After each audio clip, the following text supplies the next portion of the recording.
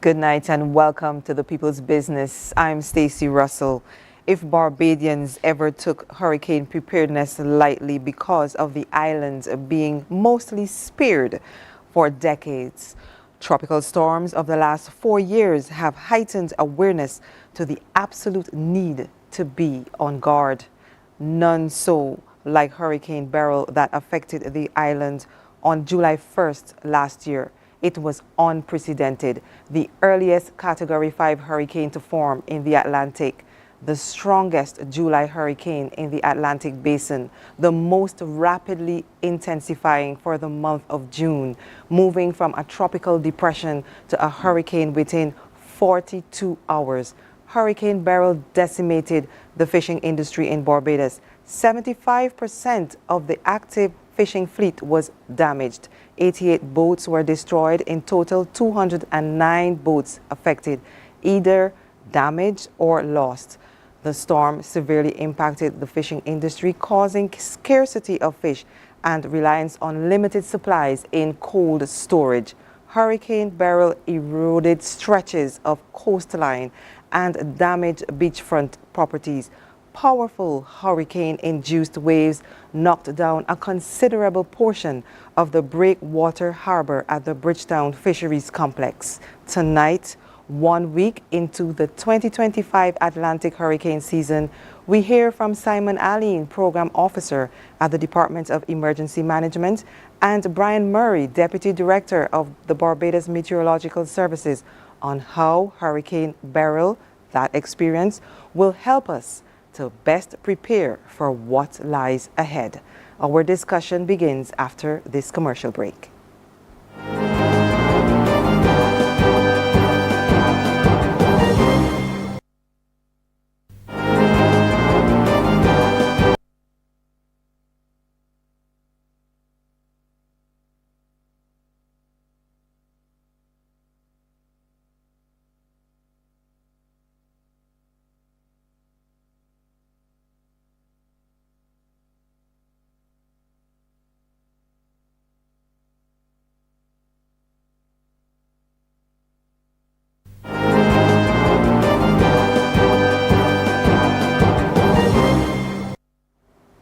Welcome back to the People's Business. Tonight we're talking hurricane preparedness, lessons from Hurricane Beryl. And we have Program Officer at the DEM, Department of Emergency Management, and Mr. Brian Murray. He is the Deputy Director of our Met Services. What were the lessons that we have learned from Hurricane Beryl? DEM, you go first. Thank you so much, Stacey. It's good to be on the program. I think that if we look at Beryl holistically, I think that if we look at the areas thematically, number one, we recognize the importance of early warning. I think that's one of the most important lessons. And I think that's what helped us. Having early warning systems and being able to alert the public about what is happening, to give them what you would call a ball-by-ball report of how the system is developing. I think one of the lessons that would have been learned is the importance of having a multi-hazard early warning system, which we in Barbados, we do have, and we're expanding. The second thing that I think is a big lesson learned is the importance of community resilience, because we recognize that although Beryl would have impacted Barbados, there are certain communities, especially coastal communities, that would have been more affected than others. So therefore, we need to make sure that at the community level, that number one, people are aware of the multiple hazards facing Barbados. And secondly, we have active district emergency organizations with volunteers who are trained and competent to be able to report to DEM about what is happening on the ground and to mobilize community action. And I think the final thing that we would have learned from Beryl is that all it takes is one system. It's not a matter of if, it's a matter of when. We tend to think that if we miss one hurricane, that if in the start of the hurricane season nothing happens, the rest of the hurricane season might be kind of dormant. That is not the case. As we know with Beryl, July 1st, we were impacted. So I would think those are some of the main key takeaways, in my opinion, with regarding lessons learned from Beryl. And given those lessons, what will be done differently this year as we prepare? I think when we consider how the Ministry of Home Affairs and Information has been handling things with regards to our minister, Minister Abrams, focusing on an earlier start for hurricane season. We tend to think that hurricane season preparations will start closely in June. We intended to launch hurricane season activities and awareness since May, you know, and that is very important. I think it's also very important to recognize that persons also need to take personal responsibility, not just in terms of early preparation, but the issue of insurance came up as it related to the fishing sector and the boats. So I think that going forward into this 2025 hurricane season, the whole issue of insurance coverage for properties and vessels has to be considered.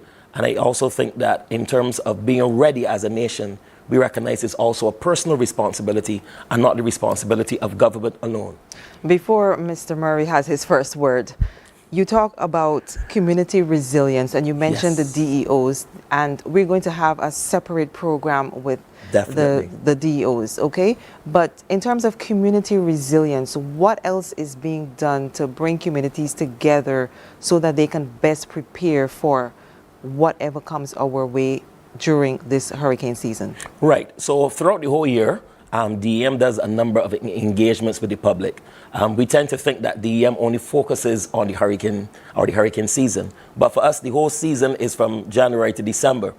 In March, we look at tsunami awareness.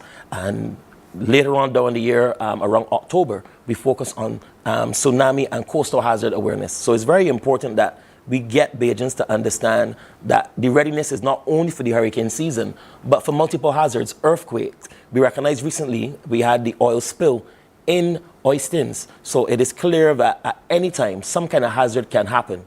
And it's important for us to be ready. We are ready by informing the public. Once again, early warning is important for early action. If people get news late, they can't take preparation, they can't evacuate, they can't prepare themselves. So getting the message out from credible sources as well is very important. And of course, ensuring that we have the necessary response capabilities and recovery efforts in case a major impact happens. Okay. Yeah. Mr. Brian Murray, what did your office learn from Hurricane Beryl? Hey, good night, Stacey, and good night, Simon, and good night to the viewers. Well, what we learned from last night is that once you are prepared, then things will go smoothly as far as getting out the information is concerned.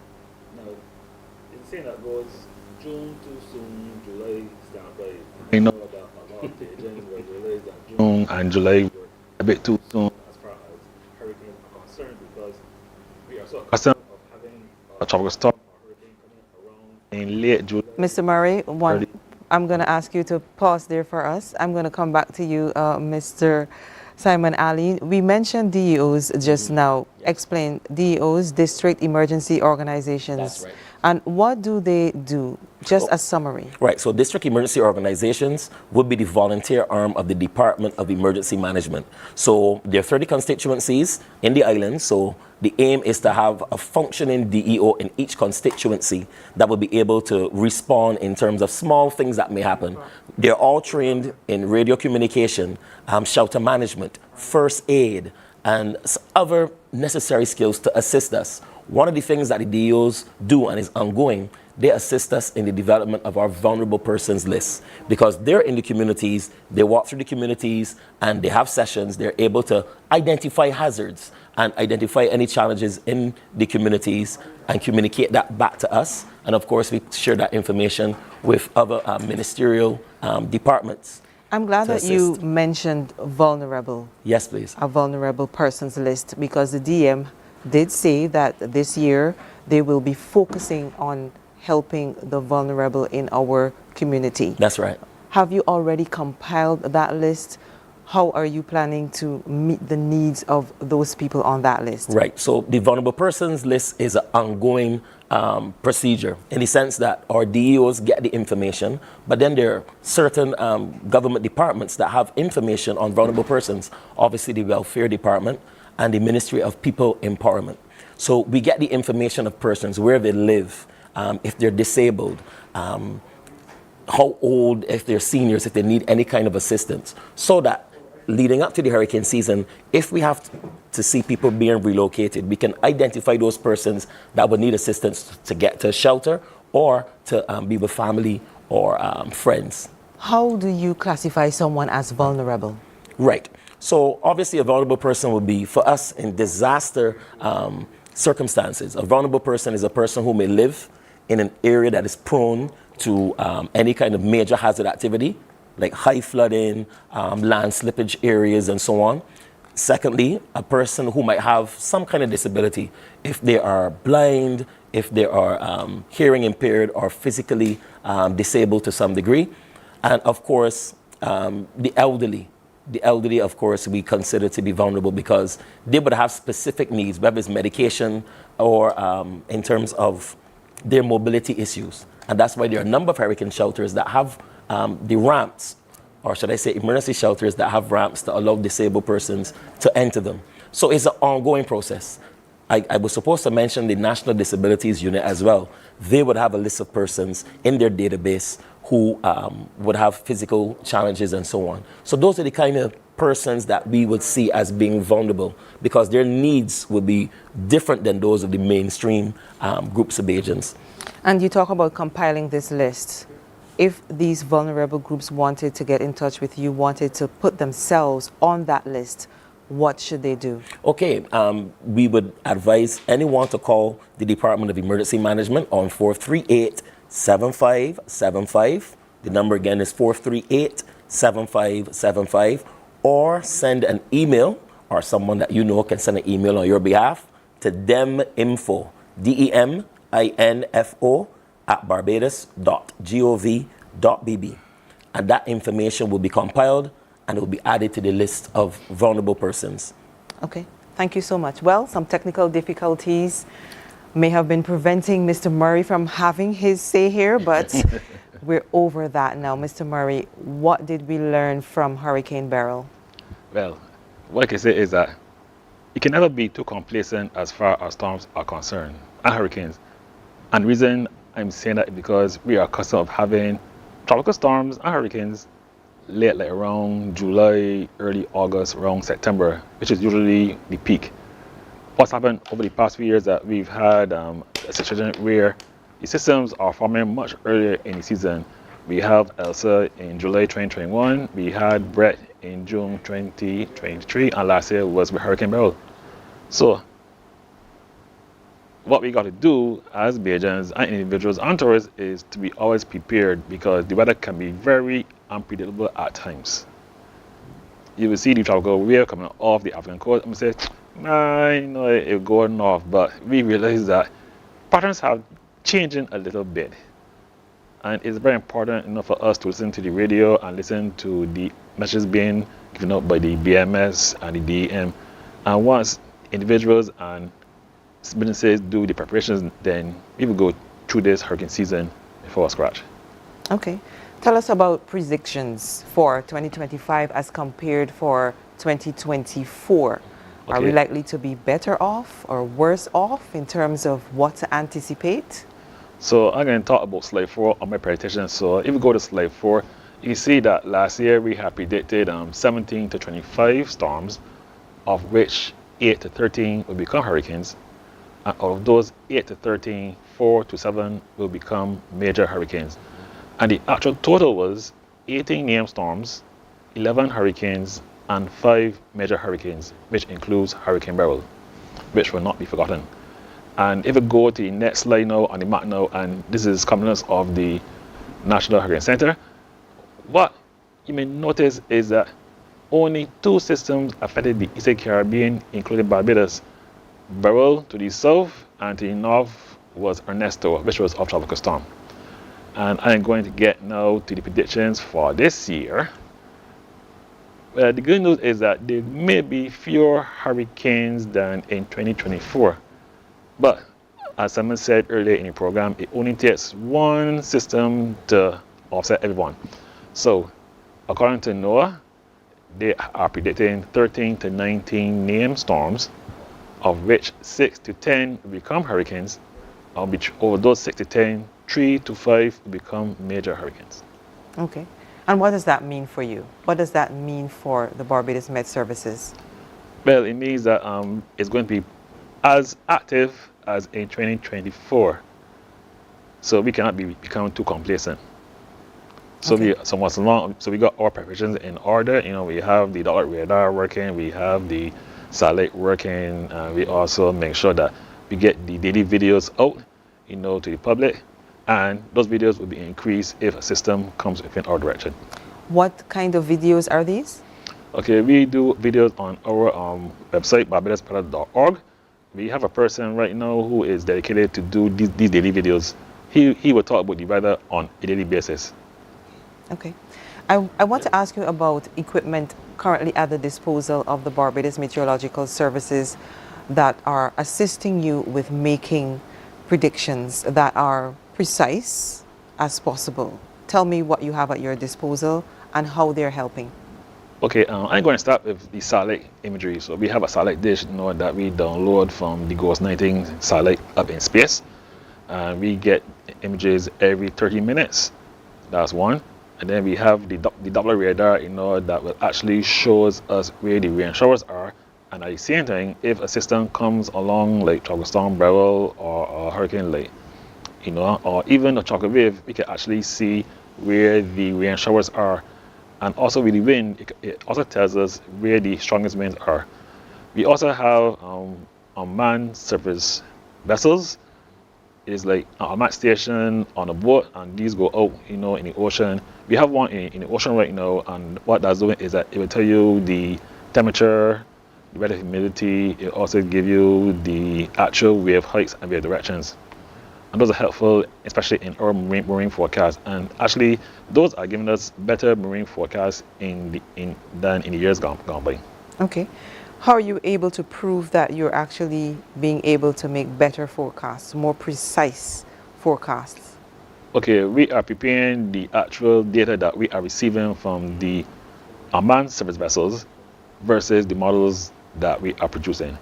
And there's at times there could be a close correlation, but I would say that they are very helpful. They are more accurate than in intense combat, because one time we used to go according to models, right, and they may not truly represent, the marine conditions on the west or the east coast. But with those now, then we are doing a much better forecast, and we also in the process of putting down some buoys also, which will also tell you, the wave current and the wave height and so on.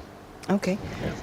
Well, thank you so much for that. We're going to take a break and come right back with more of The People's Business.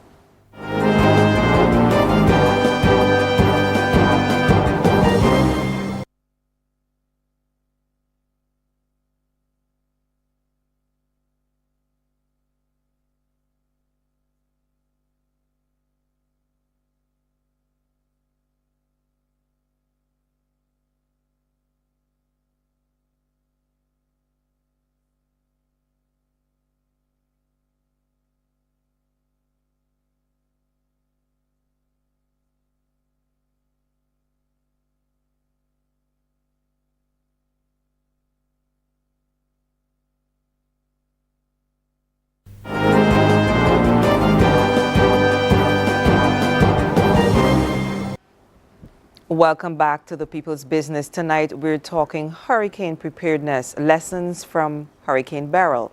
And we have in studio two gentlemen. One is from the Department of Emergency Management, Mr. Simon Alleyne. He is a program officer there. And we have the Deputy Director of the Barbados Meteorological Services, Mr. Brian Murray. I believe we have a caller on the line. Caller, good night. Kindly go ahead. Yes, hi, good evening, Stacey. Good night. I have a couple of questions for the panel. Please good evening to the panel for engaging this interested under the discussion. My first question is to the meteorologist there. Do you believe, based on Barbados' unique locality in terms of it being the closest to in preparation for hurricanes, the actual hurricanes actually being storm bound, Do you believe that we should invest in a hurricane hunter? Do you believe we should invest in more weather identification systems based on the fact that we are so close? And to to the gentleman there, to the gentleman from the Department of Meteorological, good evening. My question is, what is your prescription for the fact that we must engage in the truth about the aspect of our houses being storm ready and prepared for hurricanes in terms of a proper ability to actually weather the storm? And if one comes, of course, we pray that one doesn't, but these things are not inevitable, but they can come. So we want to know, what is the state of your prescription for the people of Barbados in terms of being storm ready? Thank you very much. God bless.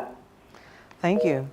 Well, we were having a conversation about a hurricane hunter. That's right. We were. And now our caller is asking the question. Who wants to take it?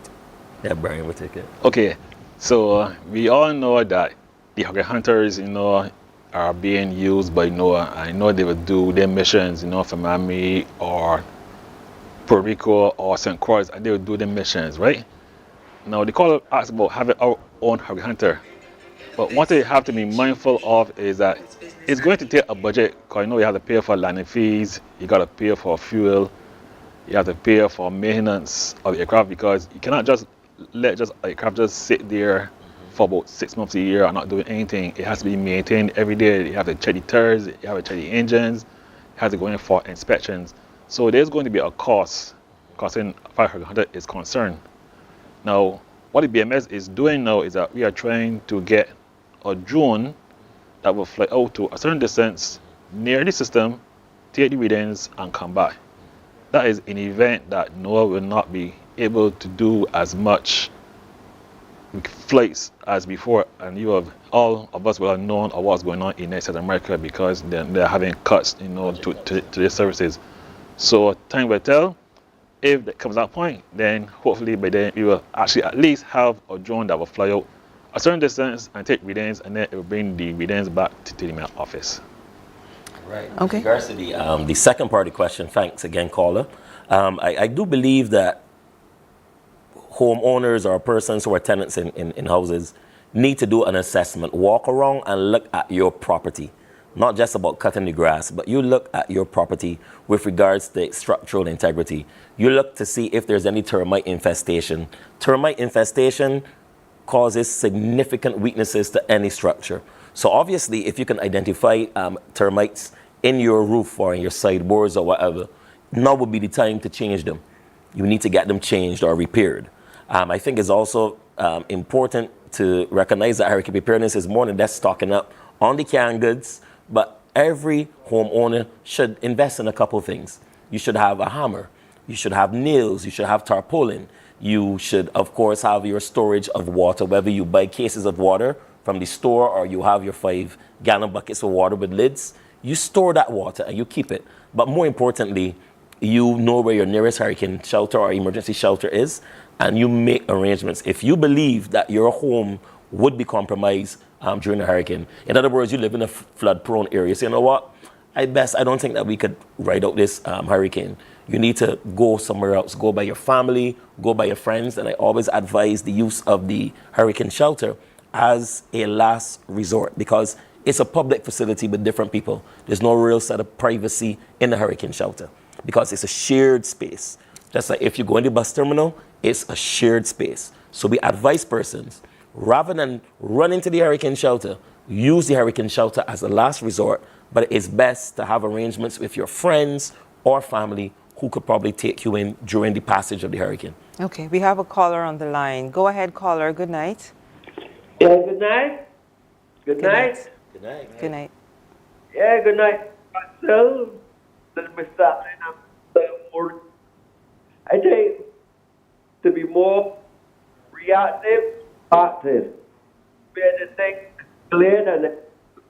So, We're not. Yeah, we're losing you. We're not hearing you clearly, caller. Could you kindly listen to your telephone and not the television? No, I said we need to be more reactive than proactive. We may escalate and then start to react. Do you mean more proactive, Proactive. than reactive? Yeah. Yeah, proactive than reactive. That's right. What would you like us to be more proactive about? Start to do things in the early, don't let it stop. What are some of the things that you would recommend to your fellow Barbadians to do from the earlies? I'm sorry we lost that caller. But as we were talking about our homes, our properties, is there a hurricane-proof building code for Barbados? Right. Currently, I am aware that Barbados does have a building code. I think the challenge that we have is the enforcement of the building code. And Who's responsible for enforcing it? right. So the building code would involve, obviously, we would speak to like the Ministry of Housing, you know, as well as I know the insurance agencies and the engineers had a big input into that. The challenge really, my point is that we need to have a system where we might have hazard inspectors. Now, a hazard inspector will be someone who will go out there and make sure that buildings are built to code. That and obviously they will have a background in engineering. They would understand what would be necessary at the different levels of when houses are built, at the floor level or the ground level, then before the ring beam is poured on and the roof, right? Those things are important. Currently, we have the Strap It program that is continuing in Barbados. The Strap It program is this program where hurricane straps are placed on homes that have been identified as being vulnerable to help with building its resilience during a hurricane. So there are a number of persons who, close to 1,000 houses, have received the hurricane straps as a part of the Strap It program, and that is an ongoing thing to assist persons. But more importantly, we need to stress the importance of insurance, because it's okay to talk about building the house strong regardless. Even if the house is built strong and you have no insurance coverage for the house and its contents, you're still back at zero. Because at the end of the day, insurance allows you to get back or to rebuild better than what you had before. So I want to advise persons who will be listening and watching the program, check your insurance coverage, because sometimes you think that you have insurance coverage, but it's only for fire. Read your insurance coverage, understand what it entails. If it is a comprehensive household or homeowner's insurance that would cover many perils, look at that. So that when you go in the hurricane season and you're saying, hey, I got insurance, and then your house is blown down and you realize it's only coverage for fire, you would be at a disadvantage. Okay, let's take this call. Caller, kindly go ahead. Good night. Is the caller still there? Good night. Yes, I am, but Mr. Alleyne hasn't finished his note. Hello? Yes, Yes, he's finished his point for now. Kindly go ahead. Good night. I want to follow up on his point about structural integrity of our housing. I watched a program some time ago which suggested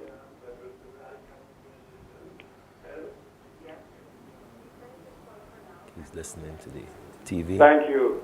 Mr. Alleyne, this question is specifically for you and the question of structural integrity of our home. I saw a program which suggested that jalousies and skylights allow for the passage of air through a house rather than a buildup of air. Question, have our engineers followed up that because we have omitted to follow past practices in our building? The second question is, in terms of hurricane shutters, should we therefore not shut up completely, but allow for that passage of air in some way in use of our shutters? Thank you. Thank you, caller. All right, that's a very good question. To my knowledge, for what I understand, the hurricane shutters, of course, stop the air from getting into the house. The problem is that when the air comes in strong, it causes a change in pressure in the house. So if the wind comes in or as the air blows in strong, it could lead to the roof being blown off internally. So you always have to be careful about monitoring how the air especially strong gusts of winds over 100 miles per hour is blowing through your house. Because remember, it's not only the air that is coming through the house, it's any debris and of course the rainfall, because during a hurricane, you're not getting the wind separate from the rain. You're getting wind, you're getting rain, you're getting debris, you're getting objects. So you have to be careful about allowing wind to pass through the house, because along with the wind comes all the debris that could cause further damage. Okay. We have another caller on the line. Good. Go ahead, caller. Good. Good night. Hi, good night. Good night. Good night. My question is in regards to the monitoring of systems. I'm just wondering if there's a possibility if you guys are considering using artificial intelligence as a form to assist in monitoring these systems. Thank you. Mr. Murray, he wants to know whether there's any consideration for the use of artificial intelligence in monitoring systems. But like I said, that is a thought that has crossed our minds in a while, but for the time being, my dedicated team at the BMS, we are trained to look at the satellite imagery and also on the radar. That will probably be learned in time to come, but at the same time, we have to be careful that no mistakes are being made, because we have to make sure that we send out the most accurate information as we can. Okay. I think it's also, I don't mean to cut you, I think it's also important to recognize, due to the climate change, systems are developing faster. Even in your opening, you recognize that Hurricane Beryl was one of the fastest developing Category 5 hurricanes. So let's just say within 48 hours, let's say you get a hurricane watch, and then you're already in the warning phase very quickly afterward. And not only that's the warning phase that the hurricane is imminent, but it jumped from a Category 1 hurricane to Category 4 or 5. So those are the realities that we face. And, I know sometimes people like to come down hard on the Barbados Met services, but we have to understand that systems are not developing like how they used to because of climate change, because the fact that systems are getting stronger and getting larger faster. So it means then, we go back to early warning systems, through the radio and so on. We try our best to share information, not just only the radio, via social media and so on, to reach all demographics, because there's some of the older folks that would only believe things when they come on the radio. There's some young people who spend most of the time on their phones. So if you get an alert, or you're in a WhatsApp channel from BMS or the Government Information Service, those are the credible ones giving you information, as well as CBC, of course. You would know, okay, this is true. A hurricane is coming, I gotta get ready. And you put things in place, or you start to assess your home and move forward. Okay. You mentioned the intention to utilize drones. Yes. You've talked about all the equipment that you're currently utilizing. What additional equipment do you need to do the most optimum job for us? Well, what I could say at this moment is that we probably do with some more personnel, because concerning what's going on in the United States, there may come a time when we probably need to have personnel to deal with special things like tropical cyclone forecasting and marine forecasting. And the reason is that we want to become, like I would say, the top Met services in the Caribbean. Once we got the human resources, and then the equipment will come along at a much later date, and then we will obviously be on top. Okay. Yeah. Mm-hmm. Satisfied with equipment, but you need more human resources. Yes, please. Yes, please. Okay. On that note, we're taking a break and coming back shortly with more of the People's Business.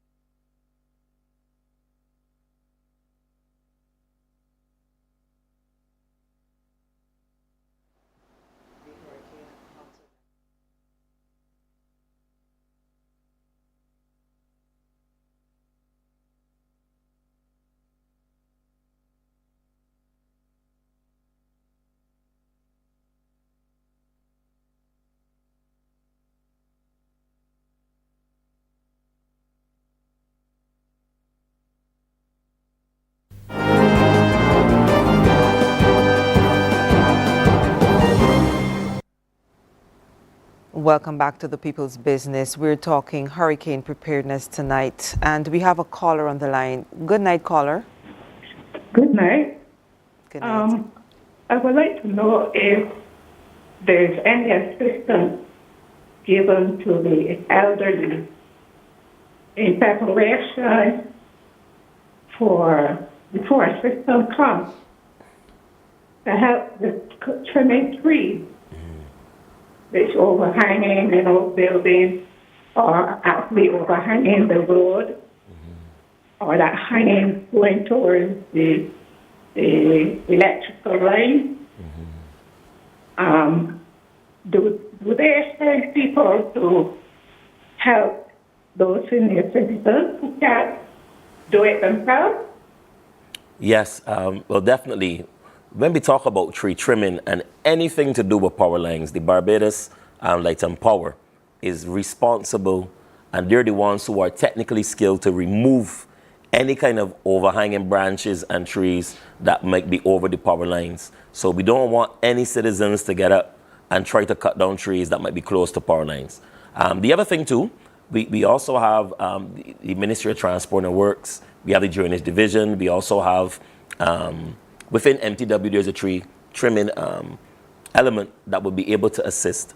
But I would want that person's, if there's a particular area that you're living in, you can identify the pole or the road. That information is important, that when we get it, if you call us at DEM, we can send that information to the Light and Power, or you can call them directly and share the information. They would request information like the pole number, so they have an idea of exactly where the trees are overhanging the power lines. Well, this caller has actually preempted our discussion for tonight. Sorry. And it's great that she's on the ball. Right. Besides trees that are overhanging the power lines, what about trees that are just generally dangerous? What is who besides the Ministry of Transport and Works is responsible for this? I thought that your department might also have some responsibility. Is Right. that so? Just to be clear, the Department of Emergency Management is a coordinated mechanism. We don't respond as, like for myself and others in the office, we don't respond. But what we do is that we're able to coordinate the response. In other words, if you contact us, we can refer you or put systems in place to assist you through the other government departments. We all know that if there are overgrown lots with the threat of dengue and mosquitoes, you call the Ministry of Health and Wellness, and then they're able, the main thing is to find the persons who own the land or the areas that need to be debushed, because obviously there will be a cost attached to it. It's important that when people identify areas, you might have a neighbor that has a tree that is overgrowing into your area. You try to talk to them, civilly, of course. If not, you try to get the authorities, being, like I mentioned before, if it's a tree overgrown, you could contact either the NCC or the MTW to see where they can assist. But always remember, there is a cost. There may be a cost in the removal of a tree from a property. Remember that, because it's a lot of man hours. Then you have to get the tree cut in pieces, put on a truck. You might have to use heavy equipment. So there will always be a cost attached. But you see, now you have added the NCC, the National Conservation Commission. Initially, you just said MTW, Ministry of Transport and Works. Right. So NCC, citizens really need to know who are responsible. Right. Well, NCC now, for example, you obviously will have to pay if you want to get a tree removed.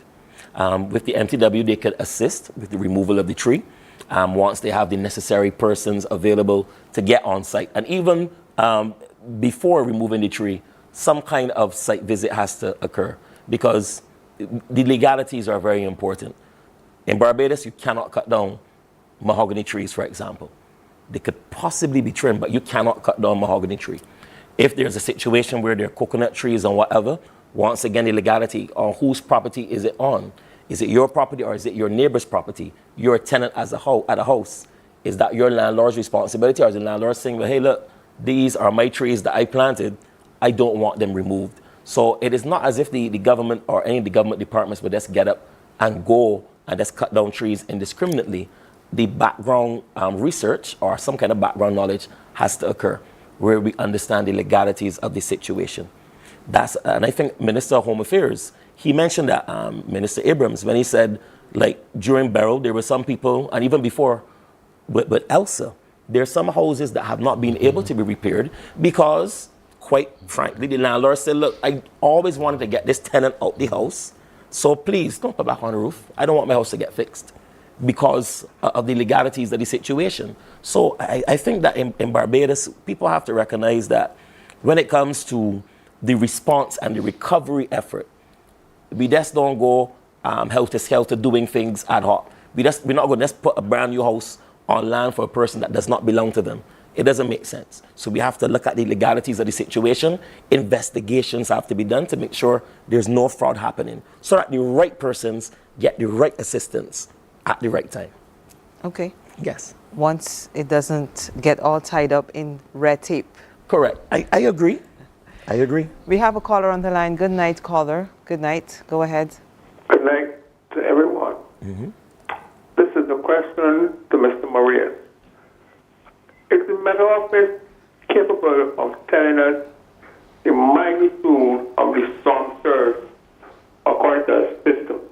I mean, like the height, the meters, etc. Because, we pay attention to roofs, trees. You are able to stop the hurricane. You can tell us the wind speed, etc.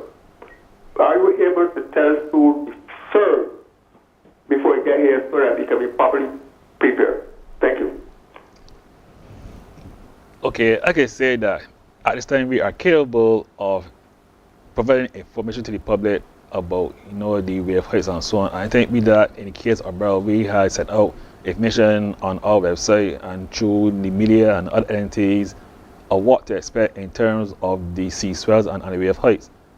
Now, as far as the storm surge is concerned, that was unprecedented due to the fact that you had the combination of the very strong winds and the high seas, and that was what caused most of the damages along the southern, western, and the southern and the western coast. But going forward with our equipment, we will be able to predict what to expect in terms of a storm surge. Okay.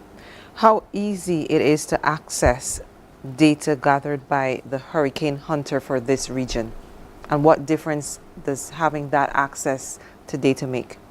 I think it depends on the data that you're asking for, because websites will allow you to see the data, but to the average person, they will not be able to understand it. Only the meteorologists, including myself, will be able to understand what we're looking at in terms of the hurricane hunter. When they do their actual missions, we can actually follow them, on the website when they fly out from Barbados or St. Croix or Curacao, when they fly toward the system. Now, the thing about it is that they will have a plan like the day before, where they're going to go, what time they're going to leave, how long they're going to stay out, flying above the system. So they do those plans the day before. Then they will leave, and once they get up to a certain level, say like around 10,000 feet, they will start to measure the winds, the wind's direction and the wind speeds, and they do it at regular intervals. And you will see that on the website that we do check. And for us now, we will follow them very closely, and if we see something that looks pretty strange, then we will say, look, something looking pretty strange. That happened in the case of Tropical Storm Brett, because the initial predictions had Brett to go to the north. But then when we combined the radar imagery and the data, we realized that Brett was doing a little more to the south. And that was the reason why we had such strong winds on the morning, even before Brett came and passed over us during the afternoon. We had the very strong winds first, then the center passed over us during the afternoon, and then we had the long tail during night. Okay. What remains your biggest concern regarding hurricane preparedness for the DEM, for Met Services? For me, personal responsibility. I think that there is this belief in Barbados that government has this big switch. So after Barbados is impacted, either the Minister of Home Affairs or the Prime Minister just activates his switch, bloop, and everything goes back to normal. Understand that when a hazard impacts Barbados, it happens on a multi-sectoral level. For example, if the electricity goes off for an extended period, it would have implications for water as well. the pumping of water and so on. So it would impact the Barbados Water Authority and so on. So you have a situation where not only is there a loss of electricity, there's also a loss of water to use. That's why we tell people to store up on water. Make sure you have your batteries for your transistor radio so you can tune into CBC radio and get updates and know what is happening. I think that persons have to recognize that the recovery process takes time. It takes time to get the country back running the way that you would want things to happen. So it's important then to put mitigation measures in place on a personal level. You need to have your own emergency plan. You need to know where your important documents are. You need to have your little stash of cash on you so that directly after the all clear is given and the corner shop is open and there's no electricity and you need to get things, you have a little cash on you. So I think my biggest concern is for us as a people recognizing our own personal responsibility. The government of Barbados understands its responsibility. The Department of Emergency Management, along with the emergency response services, understand our responsibility. It was shown quite clearly recently with the oil spill, how all the agencies came together and we were able to stop or limit the seepage of oil into our ocean, into our sea, by our beach side. And they have to be commended for that. So for me, there's no doubt in my mind that at a response level, that Barbados can respond to any hazard. We have some highly trained firemen, policemen, BDF soldiers, and so on. So we have to give them credit where credit is due. The problem for me is personal responsibility. That's important. And also the behavioral change that goes with the personal responsibility. Because every year we can preach about hurricanes and being prepared, but sometimes people only learn their lesson when we're impacted. 5 wise virgins, 5 foolish virgins. We don't want a situation where people, when impact happens, that they're among the 5 foolish virgins that don't have their lamps trimmed with oil and ready. Because during a hurricane, there's no response going on. We're not going to come and save you during a hurricane. After the impact, that is when the recovery and the efforts and response and so on occurs. So personal responsibility is very important. Okay. I hope you Barbadians are taking all of this on board. Mr. Brian Murray, what remains the biggest responsibility for people getting ready for a hurricane from the perspective of the Barbados Met Services? What I want to say here is that, there's still this concept that, okay, that God is a Beijing, and the systems will go to the north and to the south, and we not get affected, right? But you got to learn that in 2023, we had 2 systems that, although they were not so close to us, we were affected. That was Tropical Storm Philippe and Hurricane Tammy. But I want to talk about Philippe first. Philippe was out there in the northern East Atlantic for a while. What happened is that we had a feeder band that trailed from Philippe, which caused the damage in St. George, resulted in a house being totally destroyed. I suspect that the phenomenon was a microburst / tornado because I saw the damage for myself. And then a few weeks later, we had Hurricane Tammy, and that too was also far away from the island, that is the center. We had this long trailer band coming in from the south, and we had rain the whole day, and we had, in some instances, we had rain up to 5 inches in some places. So even though a system center will be far away, it does not mean that we cannot be complacent because we can get weather from systems. Okay. Thank you so much. We're taking a break and coming back with more of The People's Business.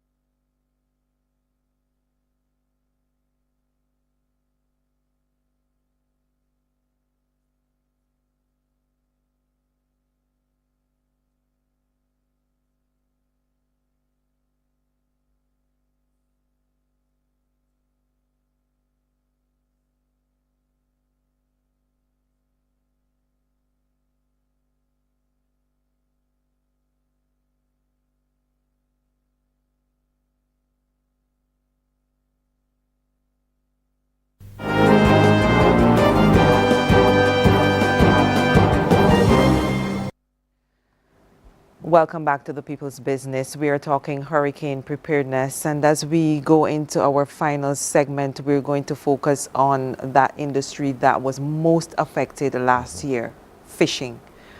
What are the fisher folk asking of the DEM? What help are they requiring from you?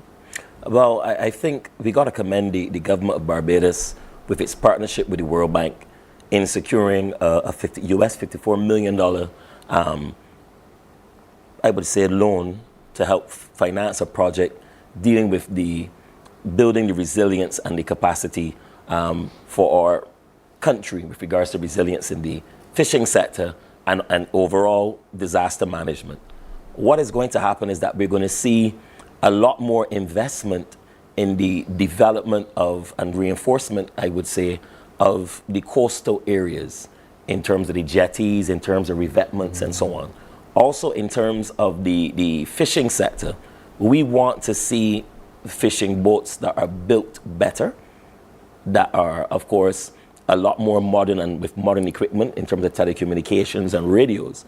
But more importantly, we would want that our fishing sector the persons would recognize the importance of insurance and having access for insurance that is reasonable, and that word reasonable has been thrown around a lot, to cover these boats. Because, as you know, and you mentioned it earlier at the beginning of the program, the fishing sector was hit quite hard. And you have persons who go out there, you know, and their livelihood is by the boat.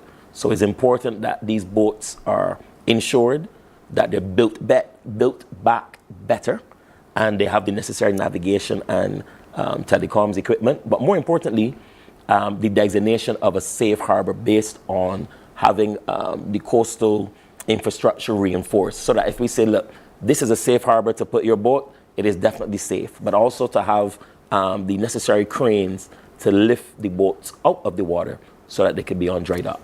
Okay. Now, you have given advice. Have they been coming to you for help, meaning the DEM? Not necessarily. They have the Barbados Fisheries Division. They will deal with all of the issues surrounding our fisheries sector. But as a partner, DEM being a partner with the Barbados Fisheries Division, we're able to assist and also be involved in any kinds of training, technical assistance, and so on. That is as far as our relationship goes. But I must commend Dr. Cox and her team with regards to ensuring that more is being done in the fisheries sector. Okay. Do you think that there should be a limited number of boats in the Bridgetown Fisheries Complex? And if there's to be a limit on how many are to stay there, where should the others go on dry dock? I think that is a question best asked by the Barbados Fisheries Division. They're the ones that would have a better understanding and identify those areas. Because the real challenge is, if you talk about, for example, Port St. Charles and the $1 million yachts and so on are up there, there's certain requirements for boats to have safe harbor there. One of them being, of course, insurance and having proper insurance coverage. So that's one aspect in terms of having a safe harbor there. But more importantly, I think that going forward, the Barbados Fisheries Division, they will be able to identify key areas that boats can be taken out of the water and placed, you know, on dry land and secured. That is one alternative as well. Are there any discussions so far with the new dock master between the Department of Emergency Management and the newly installed dock master? To my knowledge, not as yet. We usually convene meetings with our various standing committees under the Emergency Management Advisory Council. We have our 17 standing committees. We meet almost quarterly or so to discuss upcoming issues and training and what would be some of the simulation exercises that we do. We do a number of tabletop simulation exercises. We work on development of the MOUs, Memorandums of Understanding, with our partners so that everyone understands what their responsibility would be in terms of preparing for a hurricane, for example. Okay, what are you doing with the tourism sector? Because they too were impacted. Very good question. A number of properties were damaged. That's right. That's right. Well, I can speak to that.